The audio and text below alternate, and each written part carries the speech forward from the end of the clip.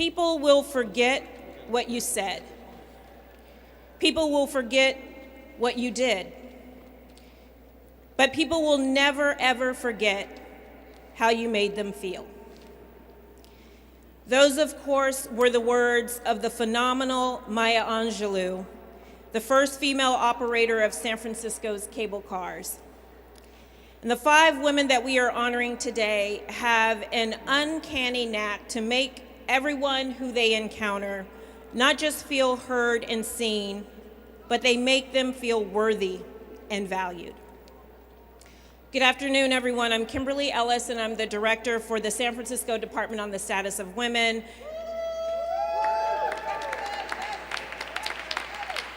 And it is my honor to welcome you to the Mayor's 2024 Women's History Month ceremony. This year, we are recognizing women who promote diversity, equity, and inclusion. And one of the things that I love most about San Francisco is that when it comes to female trailblazers and change makers, we've got talent. Our bench is deep. Today's 5 honorees not only represent that deep bench, but they've been doing the work of building diversity, equity, and inclusion for decades. In fact, collectively, these women have been doing this work for more than 100 years.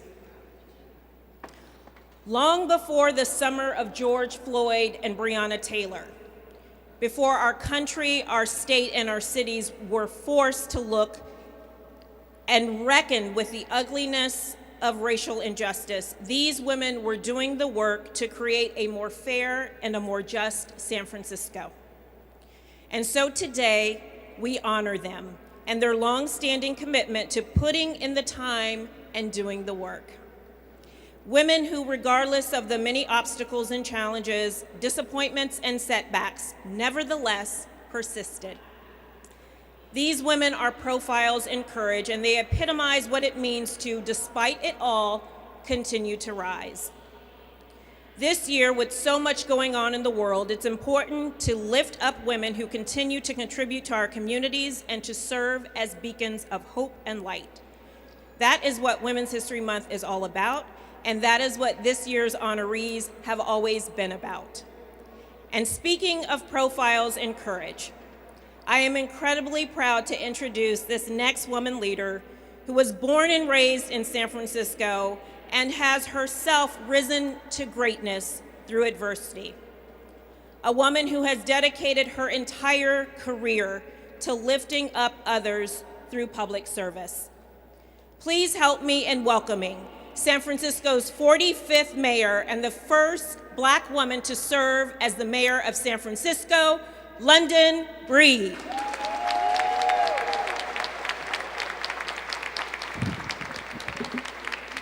Thank you, Kimberly, for that warm introduction, and more importantly, to really bring together so many incredible trailblazers and amazing women here in the city and county of San Francisco, not just our department heads and our commissioners who are joining us, but also these incredible trailblazers for the work that they have done and will continue to do to uplift women in San Francisco and throughout this country.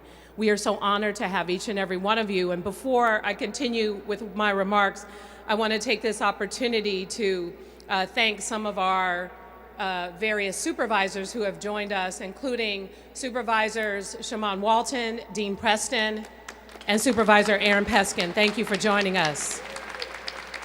And I want to welcome our Lady DA, Brooke Jenkins, thank you, as well as our Fire Chief, Janine Nicholson, our Chief of Protocol, Miriam Madroglu, our City Administrator, Carmen Chu.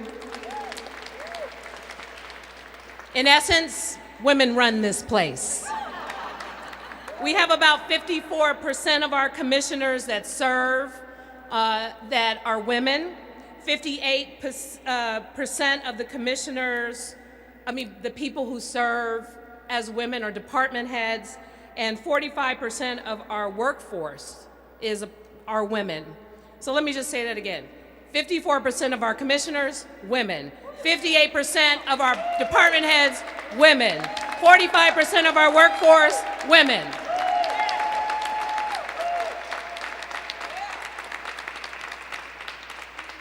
So watch out, Supervisor Peskin. The women are taking over. But we would love your help.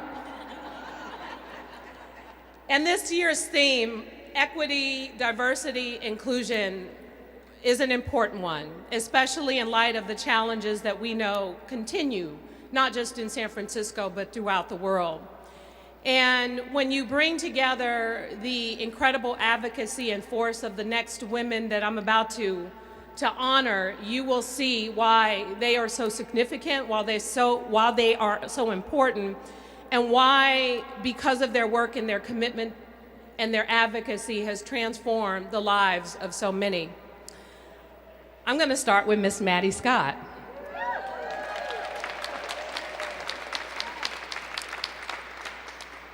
I've known Mattie Scott since I was a kid.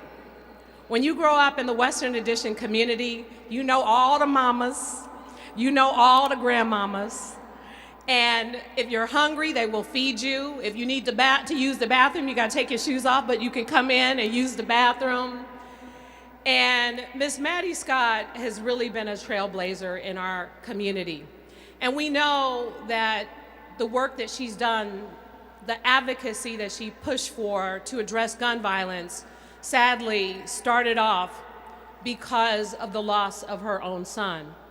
Through her tragedy, which I could not ever even imagine what she has gone through and continues to go through every day, thinking about her son, George, and the fact that I know wanting him here and knowing the senseless gun violence that took his life is something that still continues to this day and has impacted communities all over this country in some of the most tragic ways. Kids are now growing up doing drills to protect themselves from gun violence because of what has happened in this country. And Mattie Scott didn't sit back and wait for something to happen or something to change. She's been consistent in her advocacy to bring victims together, to share their stories and to advocate for changes in policies against gun violence. The Healing Circle was an important part of our community when we were losing people in the Western Addition to gun violence almost weekly and sometimes days in the row. Mattie Scott, with her mothers and her Healing Circle, came as a beacon of hope and support and inspiration and helped to lift up the spirits of people in their darkest hours. She went on to work with a number of people, the Brady United Against Gun Violence in California, as well as Moms Demand Action, because the moms were not taking it anymore and wanted to step up and come together, and that gap that you've been able to bridge between many African American mothers and other mothers of other races who were also fighting against gun violence. It has been truly inspirational to watch you bring people together, to watch you help people in their struggles, to watch you advocate for changes in legislation, to watch you push the envelope time and time again, wearing your heart on your sleeve in every single instance. And unlike some people in the advocacy world who come and go, you have stayed consistent and you have persisted in your work, in everything that you have done, and not just around gun violence, but also your work that you've done for the Freedom West Co-op and helping to make sure that we protect the residents of Freedom West while looking at new funding sources, including private sources, to rebuild the community and to make sure that in light of what redevelopment did in the past by destroying communities and moving people out, that you are protecting the community with your work, your advocacy, and everything that you do. I can go on and on to tell some amazing stories, but there is no one that has more of a heart of gold for protecting life and valuing the people of community than this honoree. Ladies and gentlemen, please welcome Mattie Scott.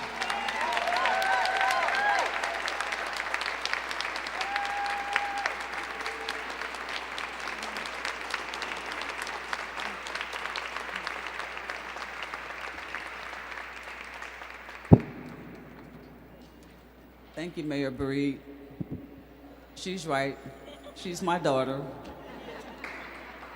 We moms, took action and continue to take action. I want to first give honor to God for holding me up, because without him I couldn't be here today. And honor to my mother, Dorothy McMullen, over here. She can't hear, but she's here. She's going to be 102 in April.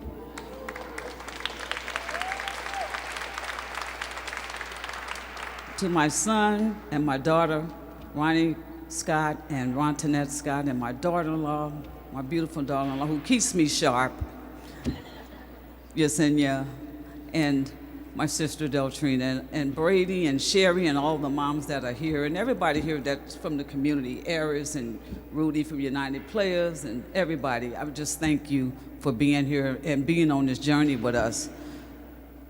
This journey is not easy. It is one of very painful, but we don't lay down, we get up when things happen. I always bring my baby's picture everywhere I go, because every breath is a gift. This is my son, George C. Scott, father of 2 beautiful boys, and now grandfather, so I'm a great-grandmother, y'all. I know I don't look it.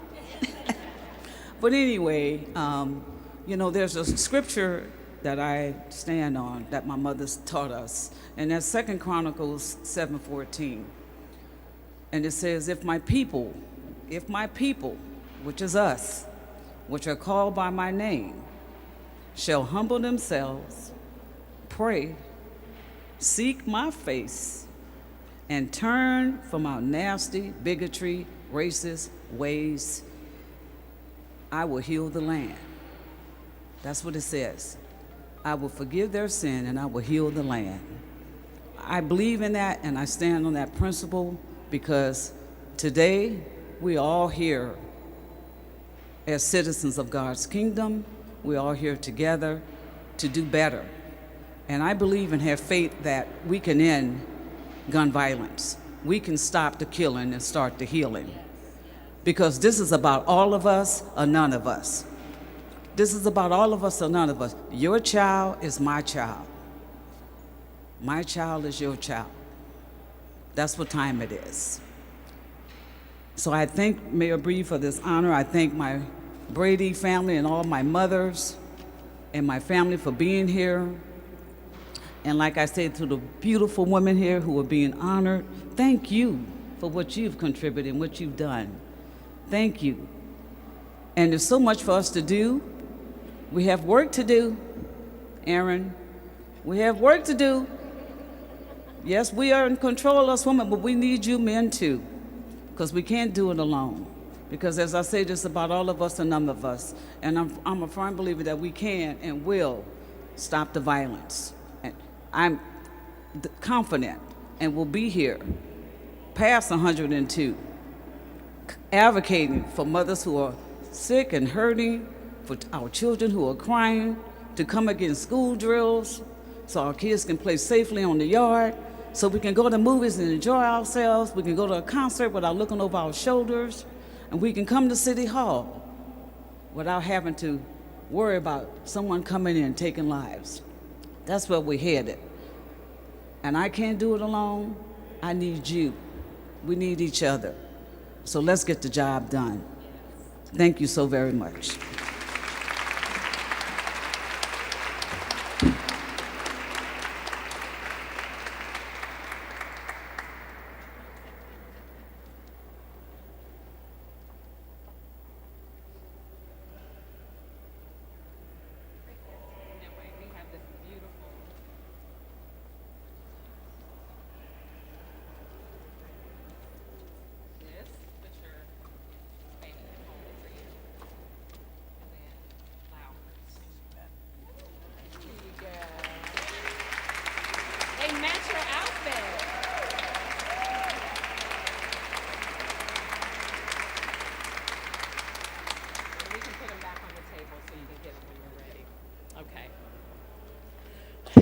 All right, let's give Mattie Scott another round of applause.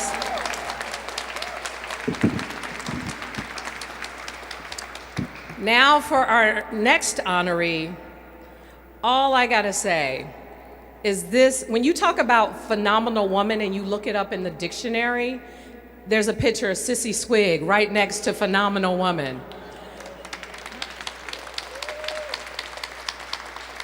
I am in awe of her because of the work that she has done for decades.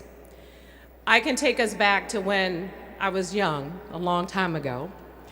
And yes, thank you. And I remember meeting Cissie Swig for the first time at an event hosted for Partners Ending Domestic Abuse, which is an organization that she started, an organization that works to raise resources to help a number of organizations in San Francisco that serves people who have been impacted by domestic violence. And a lot of the trailblazing work that she has done has really opened the door for the city to do more and to be a real partner in providing resources, including support for women who need to escape, in some cases, violent situations and have a safe place to live while they figure out what their next steps are. This organization that she started helped to pave the way. But today, I could say so many things about Miss Cissie Swig in terms of her philanthropic support of the Jewish Contemporary Museum or MoMA, or all things related to helping in the arts and uplifting community and making contributions. But her heart today is why she's being honored, and the work that she's done with Bayview Alliance to bridge a gap, to make sure that this city and other parts of the city are paying attention to what is needed and what the Bayview community deserves. In particular, the Bayview Alliance, which she and folks like Chuck Collins and others come together and do, is they meet and they talk about the challenges of the Bayview and how they can be supportive. And in fact, I am so excited and proud of how she is putting equity first in her contributions by making sure that India Basin, which will transform the southern waterfront to look even better than the marina in the Bayview Hunters Point, she could have chosen to focus her attentions on some of the other projects that were being advocated for in other parts of the city, but she has made a commitment to India Basin. She's made a commitment to a lot of the organizations that are part of the Bayview Hunters Point, including one of her favorites, Old School Cafe, where they train young people to work in the hospitality industry, giving kids second chances. And this is the work that she does and doesn't necessarily talk about, but I see you. I see you at the events. I see you fighting for community. I see you listening to community and making investments and support based on what their needs and desires are. And I see that your heart is in the right place because it is really about supporting community and uplifting people. So I can say so much about the boards and commissions you've served on, about the places and things that you've supported, but I appreciate more than ever in this year's theme the work that you've done to really live by the words of inclusion and equity and what that means to be a real advocate and partner in those efforts. And so, ladies and gentlemen, it is my honor to honor this incredible, extraordinary, phenomenal woman here today. Please join me in congratulating Miss Cissie Swig.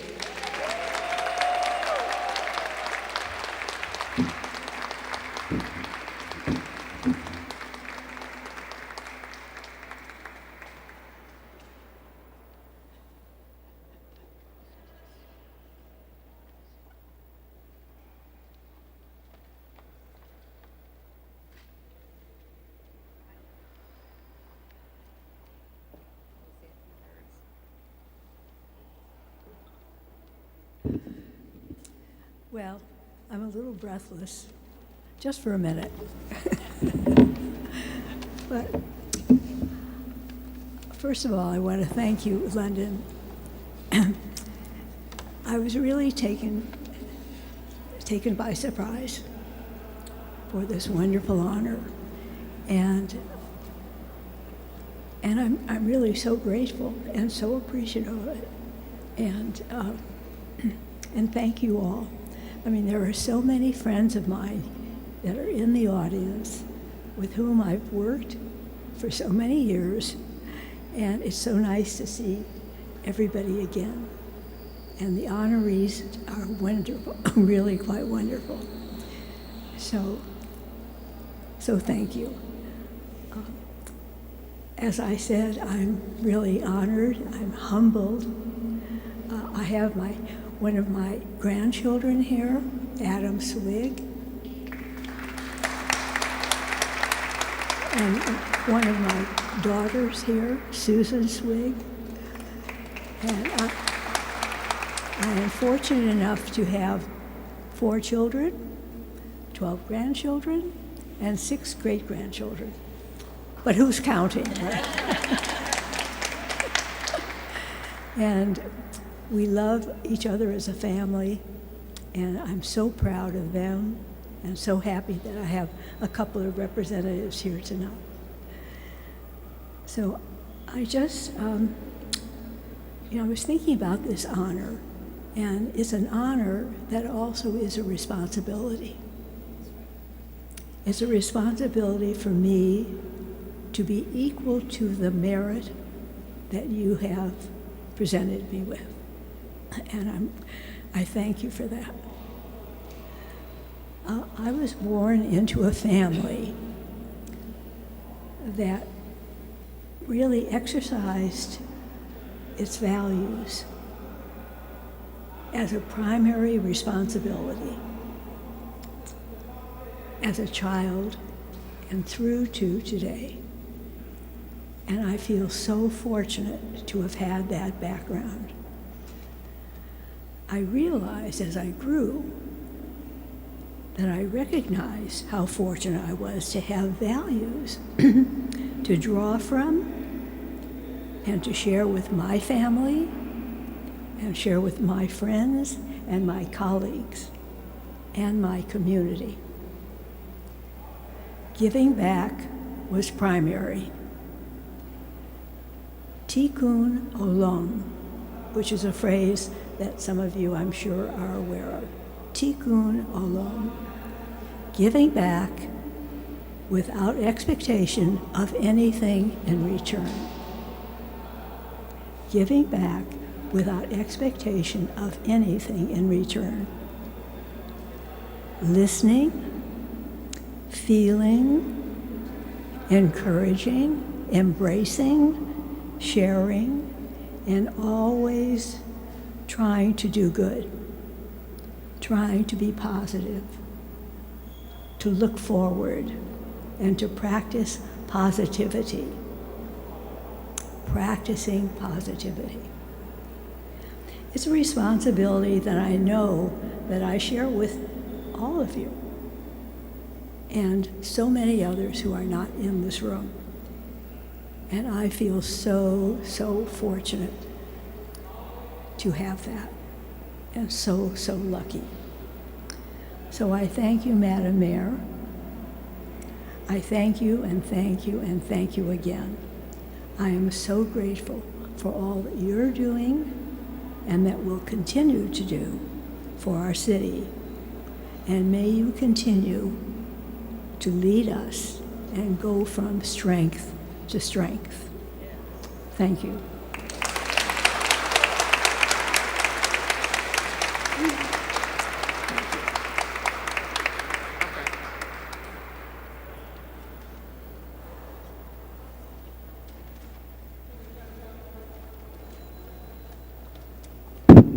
I'm just going to say it. 90 is the new 50 on you. Thank you again and congratulations. All right. Our next honoree. This is one of my favorites because she is not only being honored today, but I've known her for many, many, many, many, many, many years, going back to her days as a legislative aide for the Board of Supervisors. We will not tell those secrets today. But the next honoree, Jaynry Mack, has been really a quiet force in supporting and uplifting community in so many extraordinary ways. She is an attorney, and that's how she makes her living. But she is an attorney, and that's how she also works pro bono and does a lot of extraordinary work for so many merchants, both in the Sunset and in Chinatown, helping to represent over 200 merchants who struggle with the challenges of dealing with the city, who struggle with the issues that continue to be problematic with San Francisco. I know this because the calls come to me on a regular basis about the challenges around individual businesses, and her advocacy kicks in for those businesses. And the first thing I do is I say, Jaynry, what are you getting paid? She's like, look, I gotta go back to my day job where I make money because this is what I do because I love my community. This is what I do because I want my community to succeed. And it isn't just about representing merchants as an attorney. It's also the work that she's done with CYC, with Community Youth Center, and I see Sarah Wan in the audience, who's the director, who leads the organization. And Jaynry, as a board member, doesn't just sit around as a board member. She helps to raise money for the organization. She helps to work around the kinds of policies that this organization can do to be supportive in the community. She's always twisting the arms of the students to get out there and to work harder and to work better and to support community. Every conversation, everything she does around advocacy has everything to do with supporting community. And at the height of the anti-Asian hate that happened in 2022, the city was struggling. We looked at ways that we can invest and work together as partners. And the first organization to raise their hand and work with folks in the African American community to provide ambassadors who are Cantonese speaking and African Americans to patrol neighborhoods in Visitation Valley and Taraval and Chinatown and other places, it was CYC. And it was because of the relationship that Jaynry has with community and the relationships that she built over the years that she wanted to help bridge that gap, help protect community, and help make significant changes. As a result, we've seen in 2023, anti-Asian hate crimes declined by over 75% because of the work that we have and will continue to do with this organization to make positive change in community. Jaynry also has been a great mentor. And I was around and she was around when the organization SFWPC was started as a way, and my next honoree was around too. And the thing is, Jaynry kind of went on about her life, had a few kids, was doing her thing in business, but never lost sight of being a mentor to the next generation of political women that were growing up in San Francisco through this process. And so she's been a mentor, she's been a bridge builder, she's been a problem solver, she's always focused on how to make things better, and usually never wants to be recognized, usually never wants to be out in the forefront. She is usually a behind the scenes person, which is why she is another person who it is my honor and privilege to recognize during Women's History Month as a true trailblazer, continuing to bridge the gap necessary to promote equity, inclusion in our city. Ladies and gentlemen, please welcome Jaynry Mack.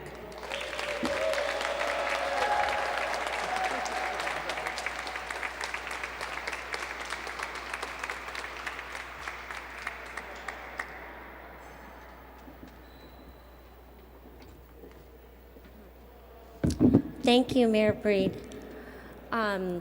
This award is especially special to me because I am a native San Franciscan. I was born here, I was raised here, I was educated here, I went to Sacred Heart, St. Stephen's and Sacred Heart, then USF and USF for law school. And so I love this city and I love everything it stands for. And I'm really proud that London is our mayor. So I started volunteering as a teenager. And when I was in law school and I was pursuing a public interest certificate, I did some pro bono work at CYC. And after a few months of graduating, I was approached by Sarah Wan, who became the executive director, to join the board. She was 20-something, I was 20-something, and we really knew nothing about the world, but we just knew that we wanted to make it better. So 2 20-something-year-old women took over this organization, and 20 years later, we're still here, you know, and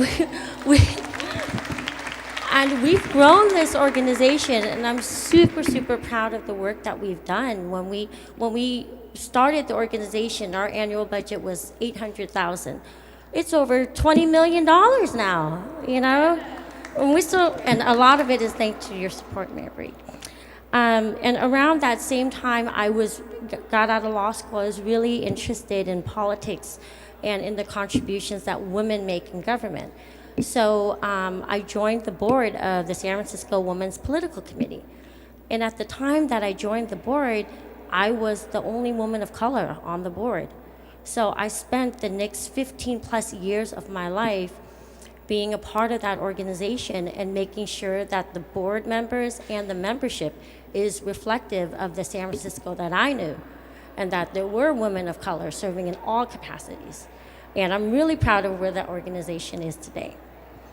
And then in 2020, I was recruited by members of my community that I always looked up to, like Betty Louie and Rose Cheng, to join the board of Portsmouth Square Garage, which is a community garage that we built over 60 years ago that continues to serve the garage today.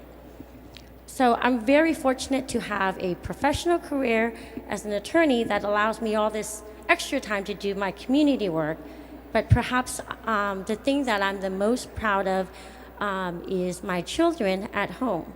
So my daughter Ellie, when she was in first grade, they did a project at school. It said, when I grow up, I want to be.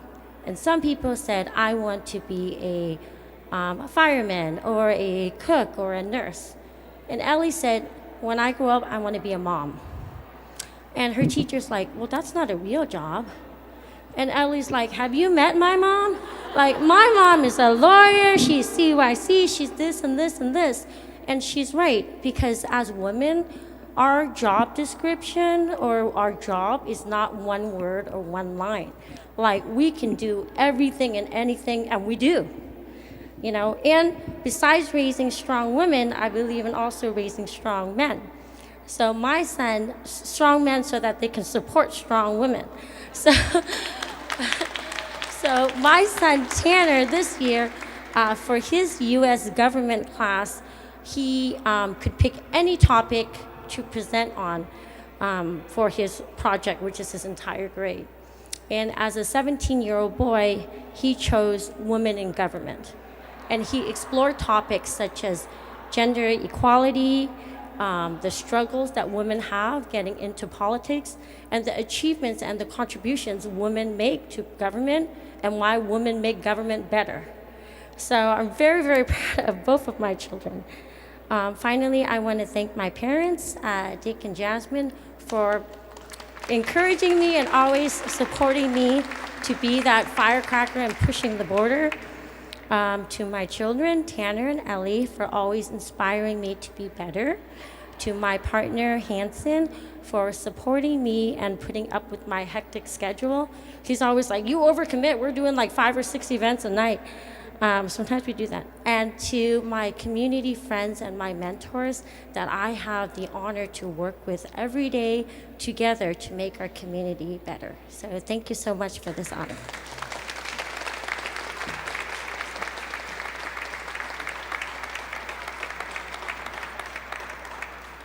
Thank you. Okay, our next honoree, I also have a very long-term personal relationship with. In fact, Hala, Hijazi, and I go back to like UC Davis days when she's just a little bit older than me. And she had started her career working here in San Francisco for former San Francisco Mayor Willie Brown. Her sister, in fact, was still in college with me at UC Davis. And when I came to San Francisco and started interning and running around with the young people circle of folks who work for Willie Brown, Hala was one of those persons who was a good friend, who we've had a lot of fun with. But the thing I always remember about her, no matter what has happened over the years, she was always about the business of supporting her community and supporting people in San Francisco. And so today I wanted to honor her because of her commitment to that. And also because of her heart and her love for community and her desire to always think about ways in which to bridge gaps and to bring people together. In fact, Professional VIP was a fun event, but it was a networking event. And it was an opportunity to bring people together, and it became so popular that Hala had to limit the number of guests that she was able to allow to attend. And more importantly, it was the most sought after place to go to, especially for the politicals, because it was one of the most fun, but also one of the most engaging.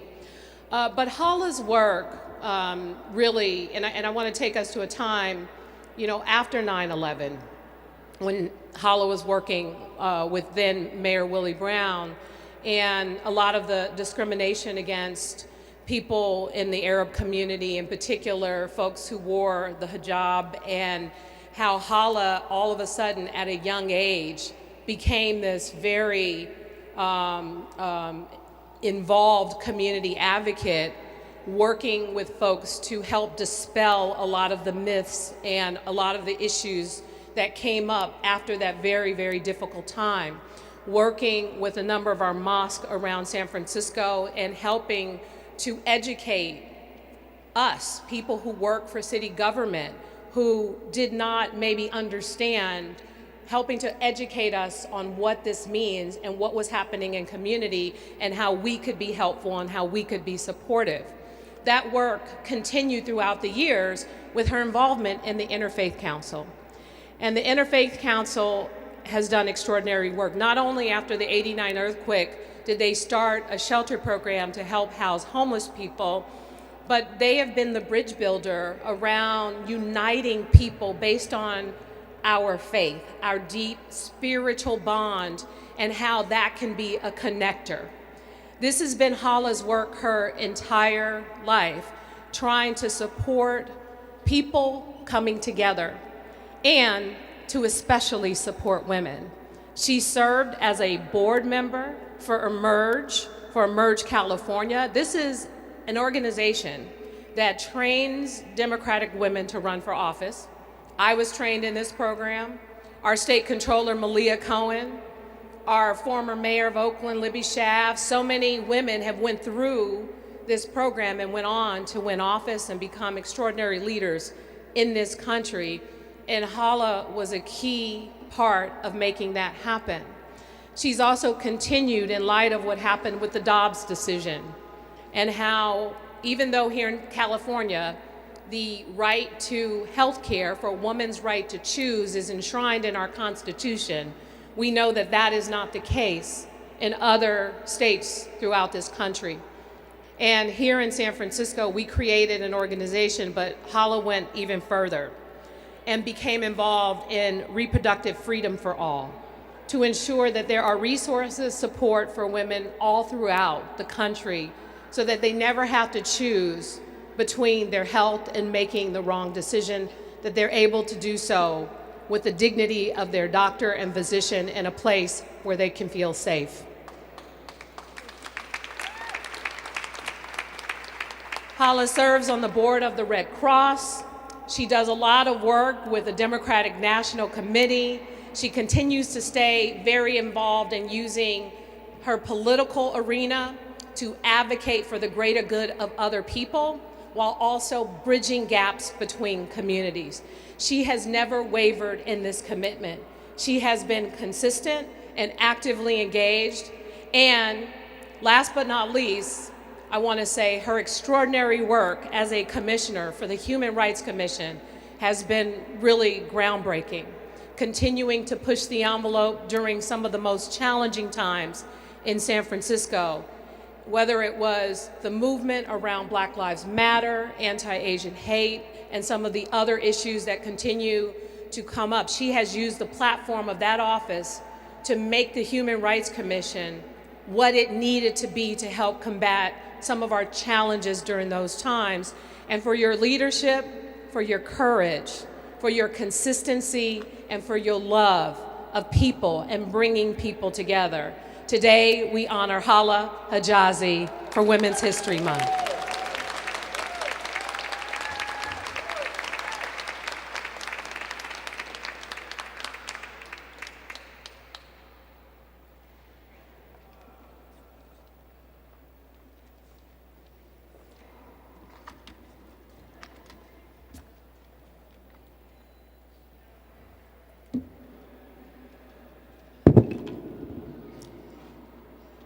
Greetings, everyone. Thank you, Mayor Breed. We do go big. I promised I wouldn't cry. We do go way back.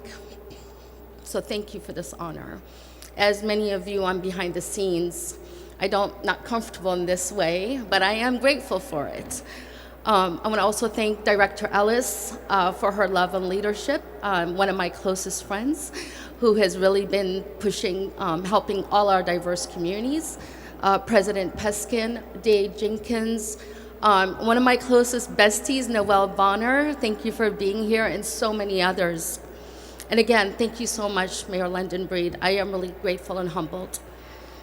Greetings, everyone. Today, as we come together to celebrate Women's History Month under the auspice of the holy month of Ramadan, I am deeply honored to accept this award on behalf of the extraordinary women who have dedicated their lives to championing equity, diversity, inclusion. And I don't want to be remiss by also singling out women leaders that I have aspired to be like when I grow up, like Cissie Swig, like Mrs. Dee Dee Wellesley, like Susie Tompkins Buell, like so many other women leaders that have really put us into motion and to get us to do the work that we do. It's been an honor to know and work with most of you with you and your communities, whether building housing or small businesses, or creating economic opportunities, or fighting against anti-Black racism, AAPI hate, anti-Semitism, and Islamophobia, or fighting to secure $1 million for food security, reproductive freedom for all, public safety, and working hard with the city to secure our places of worship. In this moment of recognition, as we are uniquely situated in the world's fourth largest economy, representing diverse constituencies, we must also confront the harsh reality of those who are suffering here at home and abroad. From the depths of the Congo to the streets of Gaza, countless men, women, and children are enduring unimaginable, unconscionable pain and hardship. Among them are my own Palestinian family members in Gaza. Over 100 have been killed, mostly women and children. And now my surviving family is facing the dire consequences of war and deprivation, lacking safety, shelter, food, and much-needed medicine. Their plight serves as a stark reminder of the systematic injustice that persists globally. Coretta Scott King once said, "Struggle is never-ending process. Freedom is never really won. You earn it and win it in every generation." Accepting this award is not merely a gesture of gratitude. It is a solemn vow that I have to take. to continue advocating for the fundamental rights of the voiceless and marginalized on all of our streets. Today, I stand before you with a heavy heart, knowing that many, like Hala's, other Halas, better than me Halas, will never have the opportunity to stand on this stage.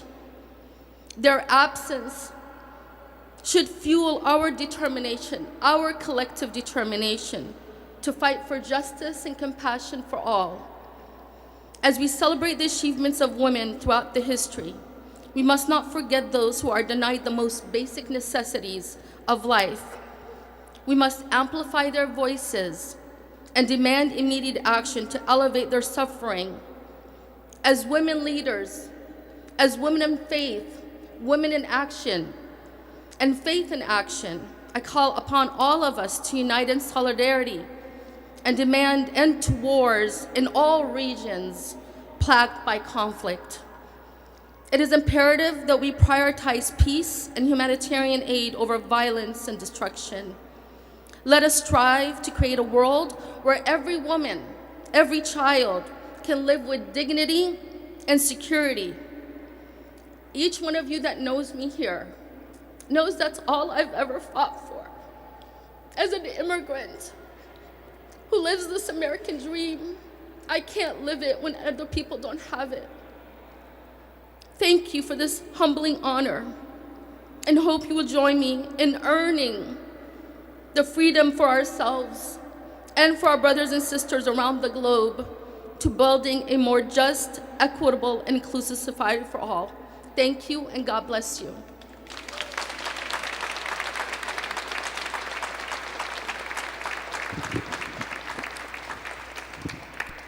Thank you, Hala, for your passionate and heartfelt words. We appreciate your courage and being here today with us. And our final honoree today is also someone that I've known a really long time. Clearly, there's a theme here. These extraordinary women who've done extraordinary things, and in particular, it's taken me a minute to come down from Hala's words. You know, I know your heart, Hala, and I appreciate you so much, and thank you for sharing with us today. So this next honoree, Claudine Cheng, who I met during the time where she served as a commissioner for the Treasure Island Development Authority Commission, and I was the commission secretary. And I was quiet then a little bit, right? Inside I was talking, but outside I was quiet. What I appreciate about Claudine is she, again, is another person who's been very consistent in her work, in her advocacy, and what she cares about and what she believes in. And even back then, when she served as a member of the Treasure Island Development Authority Commission, she pushed for inclusion. She pushed for opportunity, and she wanted to make sure that the island, when it was the hot commodity and people started to pay attention, that it wasn't just going to be a place for those who could afford it. And so a lot of her work in advocacy back then is relevant to her work in advocacy now. She serves on the San Francisco Film Commission, but also as president of the APA Heritage Foundation, which she used as a vehicle to start APA Heritage Month in San Francisco during the month of May. And that event has been extraordinary, not just for the API community of San Francisco, but for San Francisco as a destination for people who come here in the month of May to participate in CamFest, a film festival celebrating API stories through film, the San Francisco Asian Art Museum, which hosts a number of events and activities. There's a commemorative stamp that is unveiled here in San Francisco, and we just did the Year of the Dragon not too long ago, where the Postmaster Generals choose San Francisco as that donation to unveil this stamp because of the significance of not just Lunar New Year during the month of May, but also how she has elevated APA Heritage Month in San Francisco to tell the stories, to recognize the community, and to celebrate the history and the culture of the Asian community of San Francisco and the Bay Area. But again, taking this opportunity to use her voice as a way to bridge a gap during, again, the height of the anti-Asian hate in San Francisco in 2022, and making a very intentional choice to use APA Heritage Month as a way to bring the Asian and Black communities together through culture, through celebrations, through events, through activities, through the ability to recognize that we are stronger when we are together and when we recognize and celebrate our differences and learn from one another. She has been consistent in her work around bridging that gap and creating a space for people to be seen, a space for people to be elevated and supported. And I want to also recognize a lot of the other work that she does with the Commonwealth Club of California, serving on the board, as well as the work she continues to do to support Japantown. And one of the other ways that we've worked together was Japantown and during my time as a member of the San Francisco Board of Supervisors, and really not just being the attorney to represent the organization, but also being the advocate for the things needed to help to support and transform that community. Another way that she has been a bridge builder. I want to appreciate her work with Chinatown Community Development Center and her advisory role with North Beach Citizens, still active in her community, still being a trailblazer for the API community around arts and culture, but more importantly, using every platform she has to develop relationships, to include community, and to uplift other people. And so that is why we are honoring this extraordinary woman, Claudine Cheng, for all that she has done and will continue to do to be an amazing inspiration in San Francisco, not just for the API community, but for all communities that recognize the need for us to bridge gaps and build on equity and inclusion in San Francisco. Ladies and gentlemen, please join me in welcoming Claudine Cheng.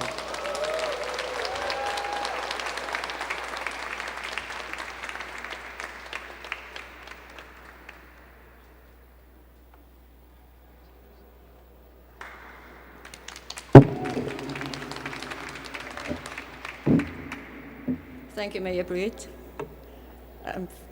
It's a great honor, very humbling, and especially in the presence of my fellow honorees today.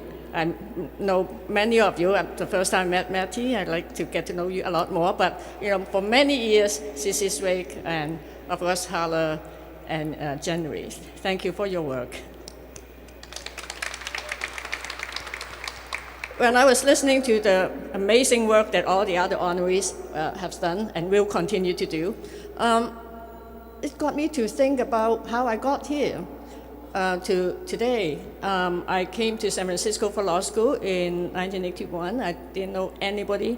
I have no idea what is the difference, of the different diversity that we are talking about. I have no idea about the meaning of equity and inclusion. No idea. But I'm very lucky. I feel very fortunate because over the years, I have met so many amazing people, many of whom are here today, and who showed me the way, who impressed me that everybody could do something, whatever your passion is. I remember having met my good friend Carol Ito very early on, and she was a trailblazer and a commission on the status of women, while as a leader there, how she moved and push for women's rights, starting Paul Beck, the organization that Mary Cheng and Juanita and many of my friends here are part of, to fight for Asian Pacific American women. And many others, Mary Cheng, Juanita, and I just feel that I'm very lucky to have been in an environment that give me the opportunity. I think we all hear words from that talk about the American dream. It sounds like such a cliche, but it is true that there is a part of it that I feel that if you're lucky to have been in the environment, have the support, of friends, and be able to do things together. I really want to thank you, Mayor Breed, for encouraging us to also every year now launching the joint celebration of Lunar New Year and Black History Month. That was a great example that when I talk to my friends from around the countries in other cities, they don't do things like that. They say, oh, really, you can do that? And that is very true, and I appreciate the partnership that we have with the San Francisco Public Library. I know City Librarian Michael Lambert was here with the Human Rights Commission, Dr. Cheryl Davis, Commissioner Irene E. Riley, of course, Hala in your work, and John McKnight. No, thank you. I mean, I just feel that sometimes maybe I'm jaded in the sense that I don't think we can ever say we can eradicate anti-Asian hate. I don't think we can completely say that we fix this thing called inequity or biases. How can we make sure that everybody is fully included? But I think everybody can take a small step, and those small steps will make a difference. I think I experienced it. I firmly believe in it. And I know that it's not one person can do. I think all the honorees would agree with me. It takes a community. It takes many people of like minds and convincing those who may not have seen it to also work together. It is really a big collective effort how we make things work in this city, right? So I think that that is so important, and it's inspiring for me to definitely to continue with my work and do more with you, Mayor Britt, and all of you honorees, and all of you out there, because that is something that we can do together. We may not even have thought about what it is, but I think that, when opportunity knocks, like Mayor said, when there's a platform, when opportunity knocks, let's take advantage of it. I don't think the word opportunist is such a bad word.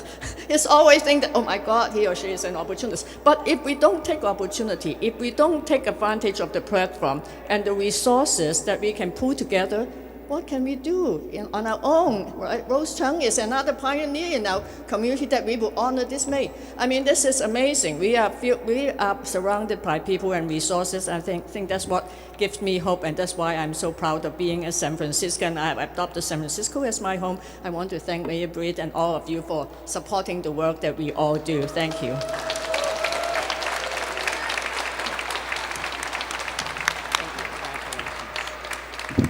See, this is why these women were picked. Amazing. Let's give them all a big round of applause. It's not over. We are going to invite all of you to the International Room in the Mayor's office for some light bites and drinks, and just to say congratulations and give your honoree that you're here to say hello to today some love and some hugs. We appreciate all of you who are joining us here today, because as you can see, not just from their work, but from the words that they've spoke today, how incredible these women are, how extraordinary they are, and how this is not the end of their chapter. This is work that they have always done and will always continue to do, to be a blessing in San Francisco in terms of taking care of people, supporting and uplifting folks. And please let them serve as a source of inspiration for all of us to want to do even more to transform the lives of people through our works, through our deeds, and through our hearts. Thank you all so much for joining us here today.